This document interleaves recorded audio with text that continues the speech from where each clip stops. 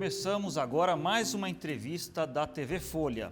Estamos aqui nos estúdios da TV Folha, na Folha de São Paulo, no centro da cidade, recebendo o governador de Minas Gerais, Romeu Zema, do Partido Novo. O governador foi eleito pela primeira vez em 2018 e depois foi reeleito em 2022. E ele, mais recentemente, tem se colocado como um pré-candidato à presidência da República no ano de 2026, no ano que vem. Quem me ajuda a conduzir essa entrevista é a repórter Juliana Regui, de Política da Folha. Governador, bem-vindo, muito obrigado por aceitarmos o convite e vamos falar aí sobre muita coisa. Obrigado pelo convite, Fábio, Juliana, é um prazer estar com vocês aqui na Folha. Governador, eu queria começar perguntando para o senhor da sua recente visita a El Salvador. O senhor esteve lá, passou alguns dias para conhecer o modelo de segurança daquele país que reduziu as suas taxas de criminalidade e vem sendo citado como exemplo aí por muita gente. Queria perguntar para o senhor se o senhor enxerga El Salvador como um modelo, um exemplo, um paradigma do que o senhor gostaria de realizar na segurança pública, por exemplo. Enxergo sim, Fábio. Eu visitei lá duas comunidades, Las Palmas e La Campaneira. Conversei com dezenas de pessoas lá, moradores, comerciantes, mecânico, donas de casa, estudantes, e sem exceção, todos falaram que a vida deles mudou da água para o vinho. Uma melhoria enorme nesses últimos 4 anos, quando o governo adotou a medida de equiparar essas facções criminosas a grupos terroristas e está mantendo detido essas pessoas que antes aterrorizavam essa comunidade. Antes essas pessoas eram extorquidas, se você morasse lá, você tinha de pagar uma mensalidade, se você tinha um comércio, você pagava $500 por mês, se eles quisessem uma residência, eles falavam, é a sua que eu quero, saia, ou então em 48 horas você está morto. Era algo assim de causar indignação. E o incrível que pareça, o país mais violento da América Latina, em 2018, 2019, hoje é o mais seguro das Américas, superando inclusive o Canadá. A queda de homicídios lá é da ordem de 99%. O que aconteceu lá é como se nós falássemos aqui no Brasil. Aqui, 45 mil homicídios por ano caísse para cerca de 500. Então, é uma mudança substancial. Vi felicidade nas pessoas, vi salvadorenhos, mais de 300 mil, retornando para o país, estão voltando. El Salvador, lembrando, tem 6 milhões de habitantes, 2 milhões moram nos Estados Unidos ou algum país vizinho. 300 mil já voltaram. Então, o que eu vi lá foi algo que demonstra claramente que a violência, quando não é detida, quando essas facções criminosas são controladas, esses criminosos são enviados para as grades. Agora, é um país pequeno, né? O senhor acha que é possível transplantar essa realidade para um país grande como o Brasil? Totalmente, né? Eu acho que aqui nós temos força policial, forças armadas, proporcionalmente à população que nós temos. Lá é tudo proporcional. E um ponto importantíssimo que eu ia dizer, o turismo lá já triplicou de tamanho. Inclusive, na volta, encontrei com surfistas brasileiros que me falaram, nós frequentamos aqui há 10 anos e essa mudança aqui é algo que nem num sonho era possível de se imaginar. E se lá tem um efetivo policial, um exército, aqui nós temos proporcional, plenamente viável. O que falta no Brasil é ter coragem de fazer e colocar criminoso atrás das grades, detido. Na hora que você põe o criminoso atrás das grades, ele para de operar. Agora, governador, existem uma série de denúncias contra o Bukele, o presidente, alegando que ele teria se tornado uma espécie de ditador em El Salvador, que inclusive estaria perseguindo ONGs, imprensa, opositores. O senhor, como um liberal mesmo, né, não se sente constrangido diante dessa situação? De forma alguma. Primeiro, como eu disse, né, eu fui lá para escutar o secretário de Segurança Pública e Justiça, o presidente da Assembleia, que foi eleito democraticamente, deputados, e o vice-presidente. E com as pessoas que eu conversei, que foram dezenas, todas apoiam o modelo e ninguém quer voltar para o anterior. Se havia desrespeito aos direitos humanos, na minha opinião, era antes. Agora, Que essas pessoas... pessoas... Não tem? Que há denúncias de que tem pessoas encarceradas em excesso? Eu conversei com quem era extorquido, conversei com uma mãe que teve o filho assassinado e ela me falou, doía mais, não foi perder meu filho não, foi ver o assassino que matou o meu filho, todo dia passar aqui na porta da minha casa e ainda continuar me extorquindo. Isso é que doía mais. Por que os direitos humanos não vai atrás quando a situação é assim? Então, eu acho que hoje tem muito mais direitos humanos prevalecendo em El Salvador, porque a população ficava aterrorizada, submissa ao crime organizado, e hoje não fica mais. O que eu vi lá foi isso. Agora, não sei se essas organizações de direitos humanos não vão lá escutar as pessoas. Deveriam ir. Eu fui escutar, tenho inclusive vídeos que depois eu vou estar publicando. O senhor acha que a política de segurança tem que ser linha dura? Acho. Você está lidando com criminoso, aliás, com terrorista. Acho que criminoso é pouco. Lá em Minas Gerais, quando eu iniciei a minha gestão, no ano anterior, 2018, nós tivemos 65 ocorrências do crime organizado chegar e dominar uma cidade. Eles chegam à noite, pegam escudos humanos, colocam dentro dos seus carros, vão explodir as agências bancárias, dominam as forças policiais, mas com escudo humano a força policial não vai ficar tirando. Tem ali reféns que ficam controlados. O ano passado nós tivemos uma ocorrência dessa e teve um motivo que ajudou muito. Em 2021 eles foram fazer isso em Varginha, no sul de Minas. A inteligência da nossa polícia detectou essa operação, detectou que eles estavam com um arsenal numa fazenda, cercou, eles não se renderam e os 28 morreram. E ficou claro o recado. Se vier aqui facção criminosa provocar terror, nós vamos reagir. Mas, governador, entrando não só no aspecto da segurança, mas muitos desses opositores têm reclamado de prisões e perseguições a respeito até de comentários contrários ao governo. Isso não contraria também uma coisa que o senhor defende muito, que é a liberdade de expressão? Então, defendo a liberdade de expressão, defendo o Estado democrático de direito. Agora, as pessoas lá não tinham isso. Se alguém falasse alguma coisa, levava tiro, era executado. Inclusive, eu fui lá no Rio, que hoje virou uma quadra, um campo de futebol, onde os corpos eram julgados. Para mim, isso é que é falta de liberdade de expressão.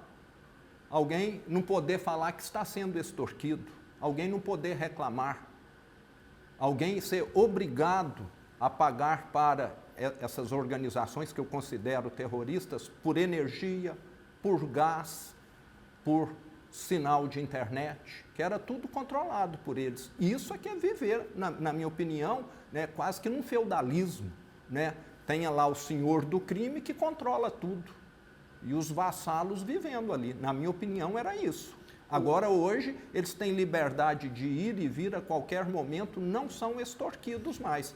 Agora, eu fico impressionado porque que as organizações de direitos humanos não vão lá mostrar isso. Acho que até porque elas não têm coragem de entrar ou os criminosos não deixam entrar para mostrar. O que o senhor acha das ações que o governo federal, o governo Lula, tem tomado nessa área de segurança? Acho que a mais vistosa é a emenda constitucional que foi enviada para o Congresso, a PEC da segurança, né? Qual é a sua avaliação sobre essa medida, por exemplo? É uma PEC que não resolve o problema. O que eles estão fazendo ali, Fábio, é trocar o pneu de um calhambeque, de uma furreca, de uma chimbica. Está entendendo? Pode ajudar em alguma coisinha. Hoje, Minas Gerais já troca informações com São Paulo, com Goiás, com Rio de Janeiro. Unificar todo o Brasil pode ajudar alguma coisa assim. Mas não vai na origem do problema. A origem do problema é qual? Prender quem mata, prender quem rouba. Lá em Belo Horizonte, eu tenho um caso que o comandante da Polícia Militar me mostrou, 88 ocorrências, está lá no prontuário, ele está solto. Ele vai para a audiência de custódia, fica no máximo uma noite e é solto. Nós temos hoje no Brasil uma escola do crime funcionando. O custo do crime no Brasil é baixíssimo. Nós temos de encarecer o custo do crime. E a sociedade quer isso. E graças a Deus está lá num congresso, eu já falei que eu tenho dou todo o apoio para que as organizações criminosas, as facções sejam equiparadas a organizações terroristas. E são. Eles levam terror, pavor, escudo humano. Eles têm hoje essa questão de símbolos, estão trazendo jovens.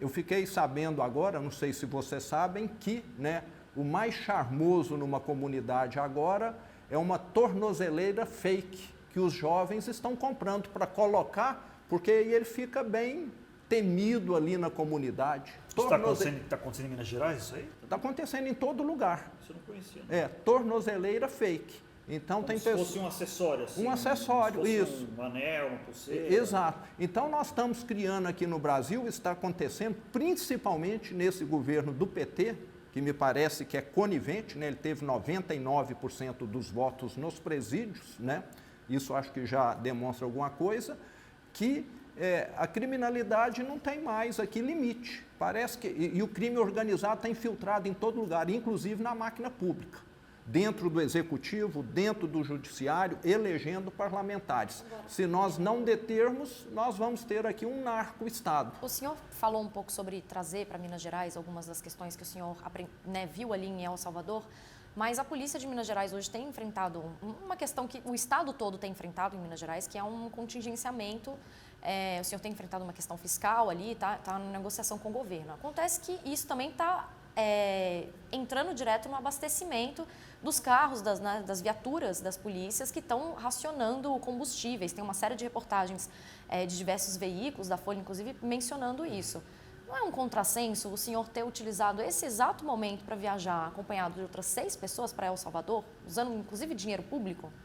Então, em Minas Gerais nós temos hoje o estado em diversos indicadores de crimes mais seguro do Brasil e eu não estou satisfeito, entendeu? Se no Brasil nós tivéssemos a mesma taxa de homicídios que tem em Minas Gerais, você sabe quantas vidas seriam salvas? Cerca de 25 mil vidas.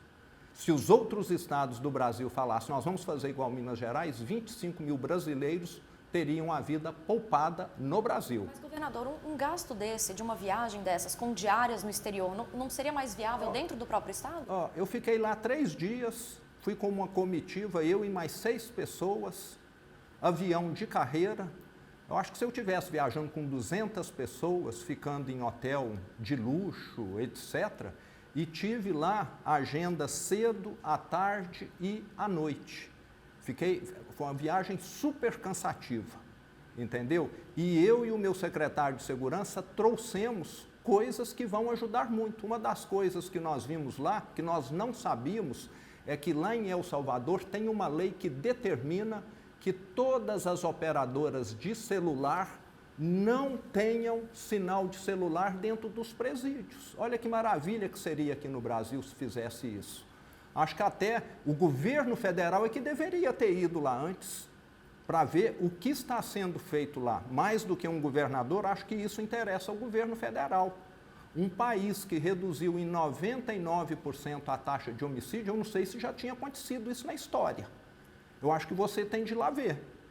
Então, se eu fiz isso, é para melhorar a segurança pública de Minas Gerais. A segurança pública, na minha gestão, melhorou muito, nem se compara com a que era. E nós temos de lembrar também, Juliana, que não é só dinheiro que resolve as coisas, não. Eu venho de uma família muito pobre, trabalho duro, criatividade resolve. E em Minas Gerais, nós tiramos o estado do atoleiro que o PT colocou muito em virtude disso.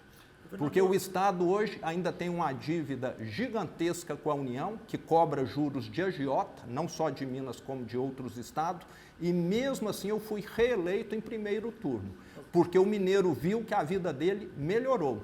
E hoje lá em Minas, tenho certeza que o mineiro endossou a minha viagem lá, porque ele viu que nós fomos ver algo para melhorar a vida dele.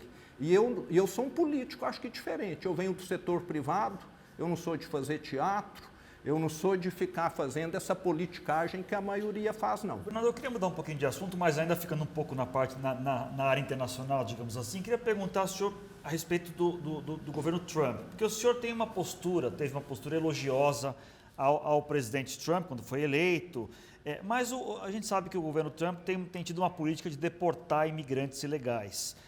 E a gente sabe que no seu estado, Minas Gerais, uma grande parte dos imigrantes vem de lá, né? A região de Governador Valadares, que é famosa por isso, cidades do entorno e tudo mais. A gente pode imaginar que muitos desses que foram para os Estados Unidos agora estão com medo, estão ameaçados de serem deportados para o Brasil de volta. O senhor concorda com essas medidas do Trump? Todo país tem soberania. Eu acho que nós não podemos entrar em assuntos de outros países. O que eu lamento muito, Fábio, é o Brasil não ser a terra das oportunidades que nós poderíamos ser. A minha família veio para o Brasil da Itália para trabalhar na enxada, aqui na região de Ribeirão Preto, porque lá na Itália não tinha oportunidades na época e aqui tinha. Então, eu gostaria que o Brasil voltasse a ser a terra... Mas o que o senhor diria para os mineiros que estão nos Estados Unidos, por exemplo, com medo do Trump? É difícil, né? Cada um acho que tem a sua história aí, mas eu tenho notícia de muitos brasileiros, com quais até tenho contato, que foram embora daqui exatamente por causa da violência.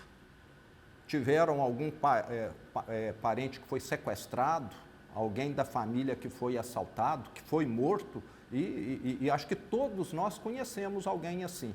Então é muito ruim, né? É uma tristeza que nós estejamos assistindo brasileiros indo não só para os Estados Unidos, como para a Europa. Ontem eu vi que Portugal também vai tomar medidas semelhantes a essa, e aí nós temos mineiros e outros, né?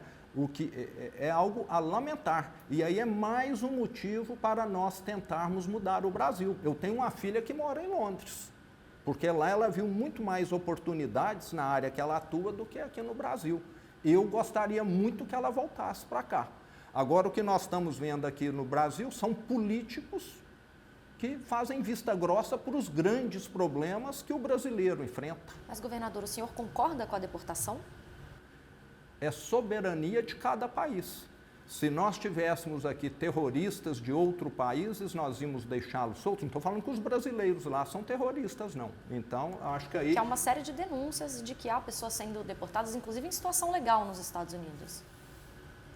Soberania. Eu não entro em assunto de outros países. Acho que da mesma maneira que ninguém gosta que o Brasil também tenha interferências externas, eu não conheço os casos em detalhes, é algo a ser averiguado. Governador, falando um pouco sobre o ano que vem, a eleição presidencial, o senhor está se colocando como um pré-candidato, né? Está percorrendo o Brasil e tudo mais. O senhor sairia candidato contra um candidato da família Bolsonaro, por exemplo? Se fosse...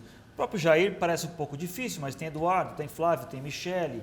Caso um desses três seja candidato, o senhor sai candidato do mesmo jeito? Fábio, eu fico satisfeito de ver que a direita, né, tem várias opções, e quando você tem mais opções, você tem muito mais chances, diferentemente da esquerda.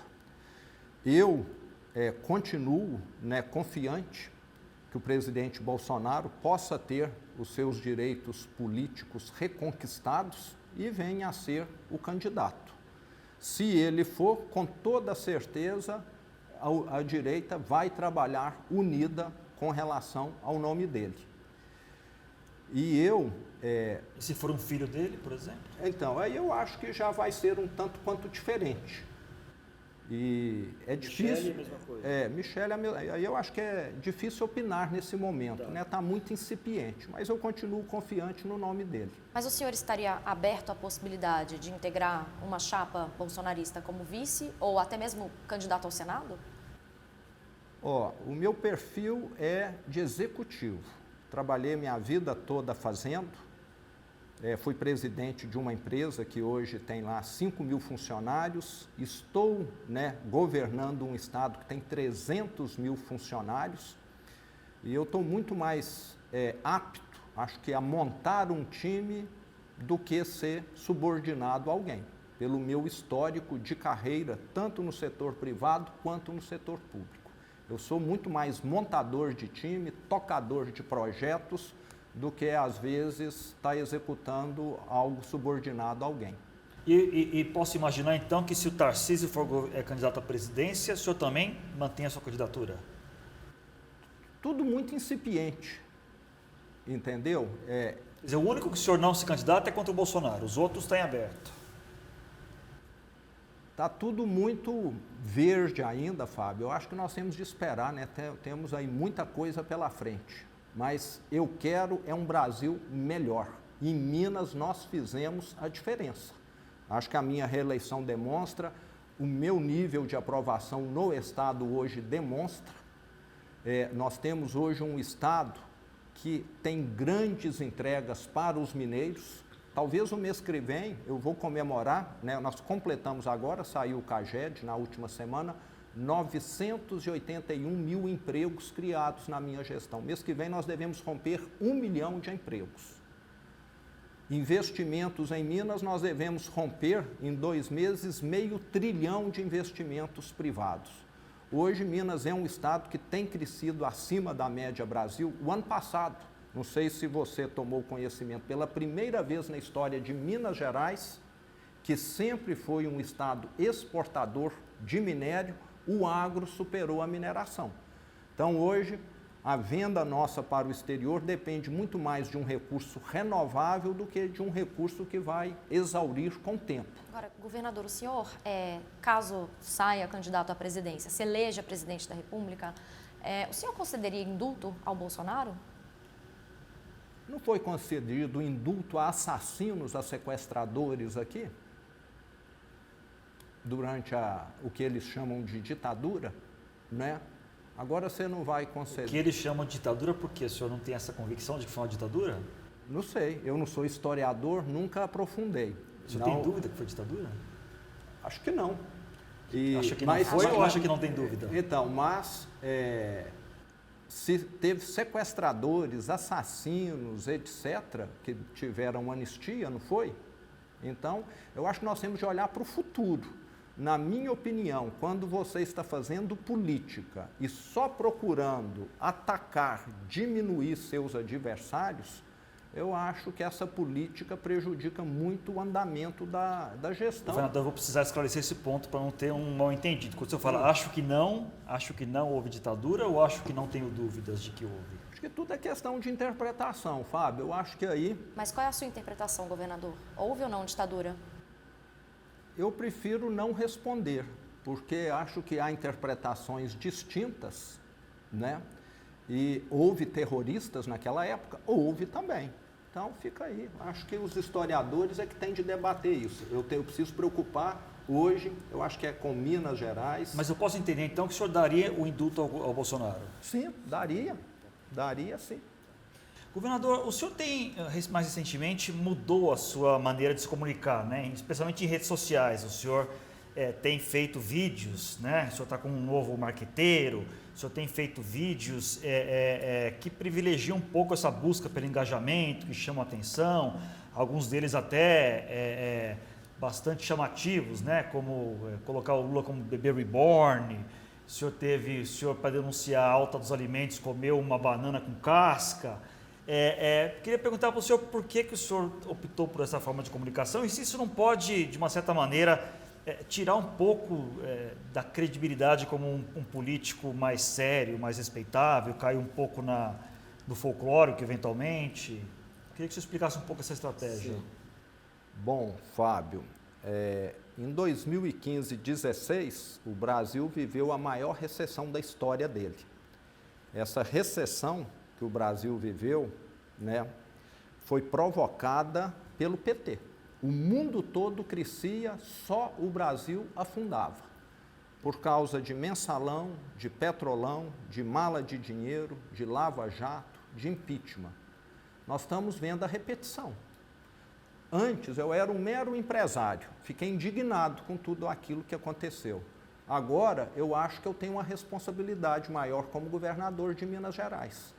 E tenho de estar mostrando, até para a minha consciência, que a repetição está acontecendo. Qualquer dona de casa sabe como está difícil fazer compra no supermercado hoje. Qualquer pessoa que anda nas ruas sabe que ele está sujeito a ter o celular roubado a qualquer momento, até morto, como toda hora tem vídeos aí sendo mostrados. E um governo que parece que esqueceu, só quer gastar, viajar com comitiva de 200 pessoas para fora, não está nem aí para juros, mesmo com os juros extorsivos, ainda quer mais IOF para cobrar do setor produtivo, como foi proposto agora. Eu acho que se eu ficasse calado, eu estaria sendo omisso. Então, é obrigação minha, eu acho, que mostrar que nós estamos caminhando para o precipício. Se cair no precipício, pelo menos eu vou poder falar, alertei. E nós sabemos que a situação do Brasil só está deteriorando, só. Quem acompanha sabe. Tem uma dúvida que ficou a respeito da pergunta feita aqui, que é o tom que o senhor utiliza nas redes sociais. O senhor não tem receio de que seja um tom que seja confundido com uma questão muito jocosa, que talvez tire um pouco da credibilidade do senhor como um governador sério, um homem liberal? Fica entrando um pouco na seara dos memes. Não parece combinar muito com a sua personalidade. O senhor é muito sério, assim, um pouco, né? O senhor não faz o estilo Eduardo Paes, por exemplo, né? Sim. Parece, às vezes, fica meio estranho ver o senhor comendo uma banana com casca, por exemplo. Eu não vejo nenhum constrangimento. Até o que eles fazem lá comigo, a oposição em Minas Gerais, é muito pior. Vocês que estão aqui em São Paulo já me enterraram não sei quantas vezes, né? Já fizeram bonecos meus com todas as características lá, então acho que faz parte um pouco aí do jogo da política também, né? Acho que acaba fazendo com que as pessoas tenham um pouco mais de interesse. O senhor falou muito sobre o governo Lula, né? O governo Lula está com uma dificuldade de popularidade evidente, as pesquisas estão mostrando isso, né? Mas nós temos ainda 1 ano e meio para a eleição, o presidente tem a máquina na mão, tem a caneta, tem medidas para lançar. O senhor acha que o Lula pode recuperar parte dessa popularidade ainda até a eleição? Ou o senhor acredita que é só ladeira abaixo agora? Então, se o problema dele, Fábio, fosse popularidade, eu acho que ele poderia recuperar. O problema dele é execução.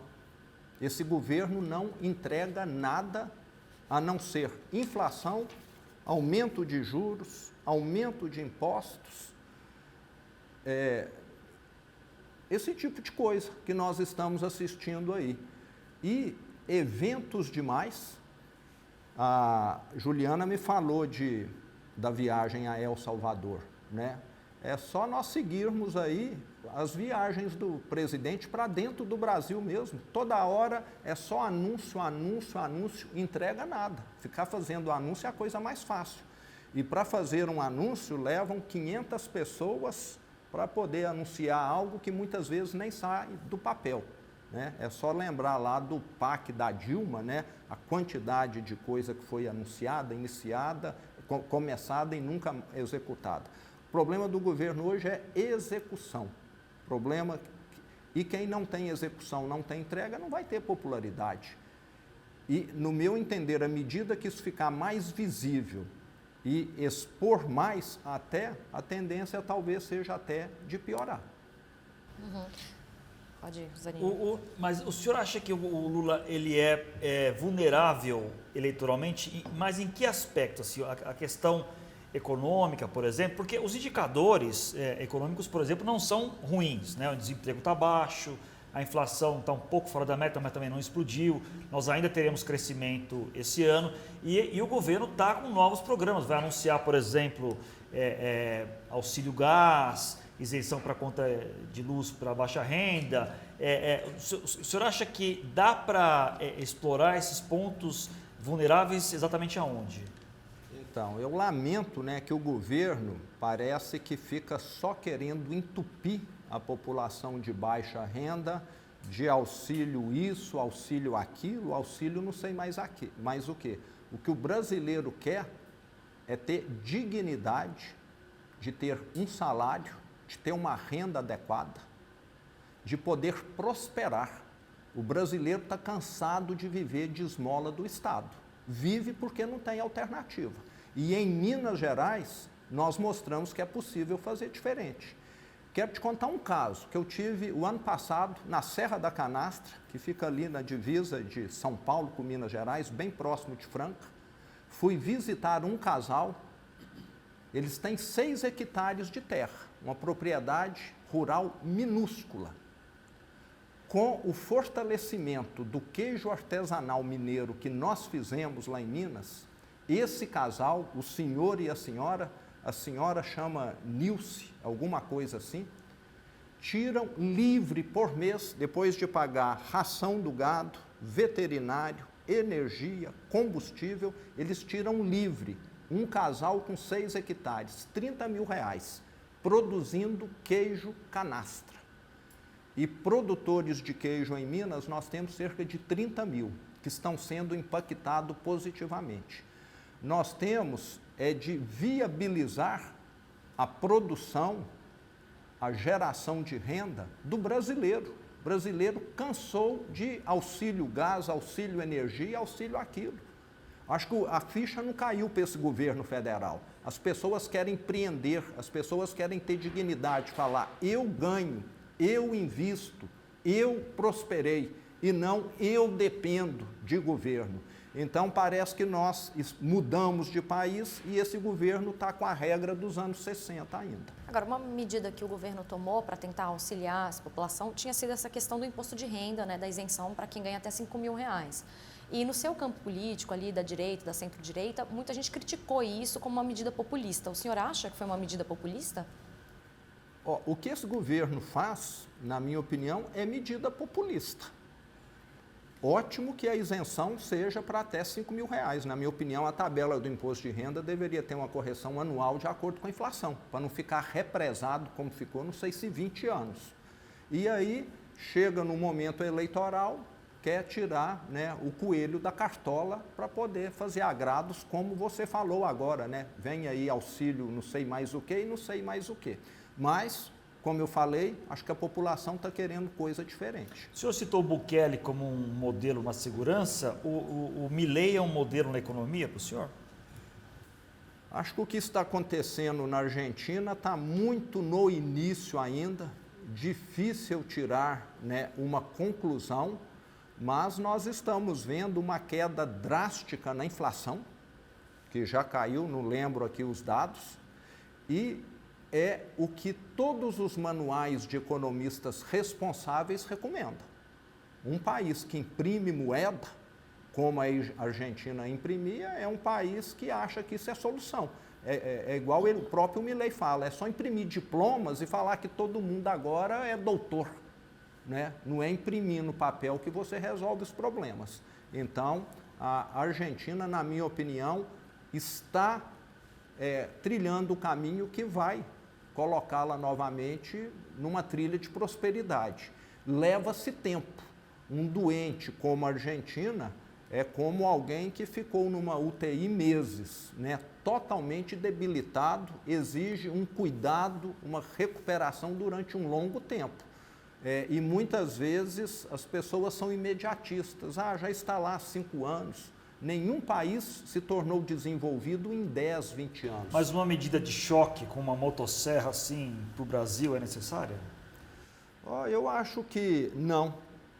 Se nós fizermos aqui o gradualismo corretamente, o Brasil avança muito. Nós não precisamos de nenhuma revolução aqui. Quer dizer, o senhor, só para entender, o senhor defende na essência o que o Milei está fazendo, mas o senhor teria um outro ritmo, digamos assim. A situação do Brasil é diferente. Nós não temos uma inflação de 200% ao ano. Nós temos uma inflação alta, que incomoda, né, principalmente quem ganha menos, e uma redução no gasto público, uma reforma administrativa, seria muito bem-vinda e ajudaria aqueles que ganham menos.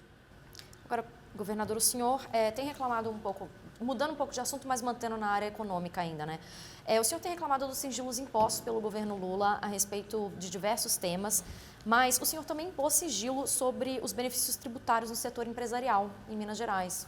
Houve, inclusive, um crescimento na quantidade de benefícios concedidas pelo Estado. O senhor também não vê uma contradição nisso?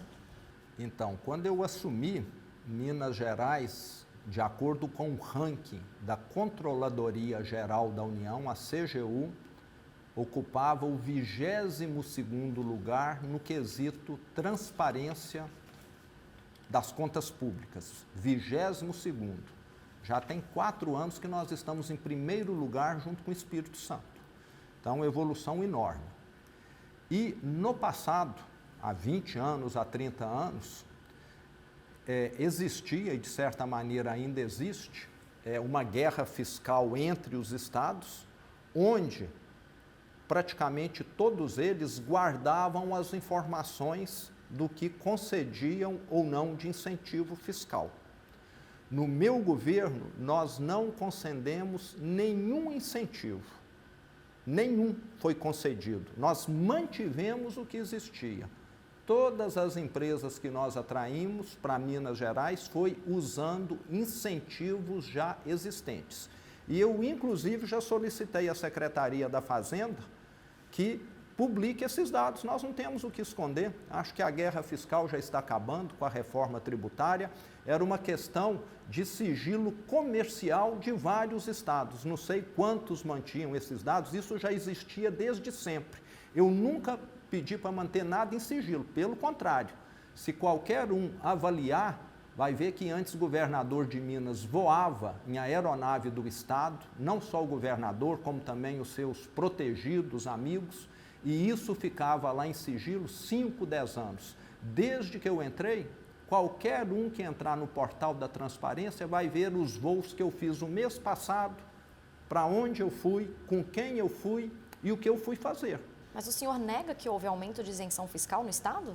Nego e provo. Está lá. É só você olhar todos os decretos e leis que foram aprovadas na minha gestão.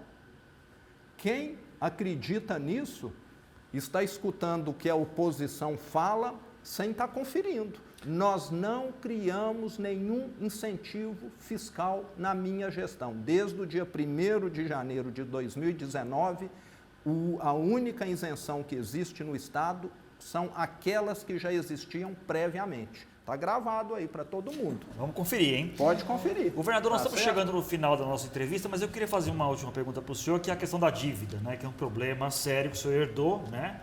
É bom que seja te fazer dar a informação correta, não é uma coisa que o senhor criou, o senhor herdou, mas o senhor está tendo que administrar essa questão da dívida e existe um plano, uma negociação da dívida federal com a União e o senhor apresentou um plano que inclui a venda de vários imóveis, né, lá do Estado para ajudar a sanar essa dívida. Mas os primeiros sinais que vêm do governo federal são de que não se entusiasmaram muito com essa ideia aí de venda, tem até a sede, uma das sedes do governo do estado, tem hospitais, tem universidade e tudo mais. Caso essa proposta seja realmente recusada pelo governo federal, qual é o plano B? Como é que o senhor vai proceder para tentar resolver essa questão da dívida? Bom, Fábio, nós temos de quitar 20% da dívida, o que dá aproximadamente 35 bilhões de reais. A dívida toda é da ordem de 165 bilhões. E com essa quitação de 20% e mais algumas medidas, ações na área de segurança pública, de educação, o Estado pode ter uma redução na taxa de juros de até 3% ao ano.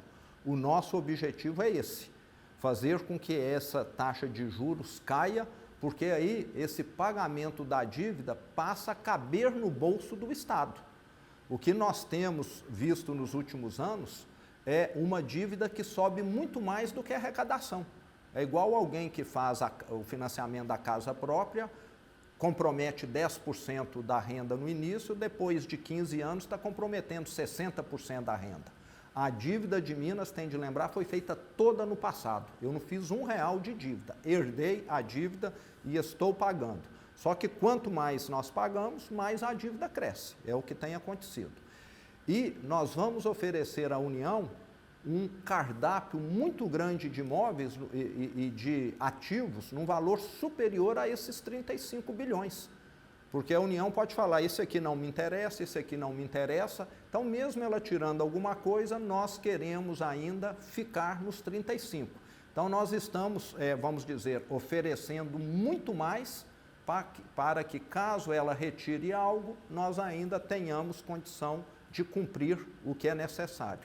Governador, infelizmente nosso tempo acabou, mas eu queria agradecer pela entrevista, deu para tratar de vários assuntos, o senhor respondeu a tudo. Juliana, obrigado pela participação e boa sorte e até Até uma próxima oportunidade aí, governador. Agradeço mais uma Prazer vez. foi meu, agradeço muito a oportunidade de estar aqui. Obrigado, Fábio, obrigado, Juliana. Obrigado, até a próxima. Tchau, tchau.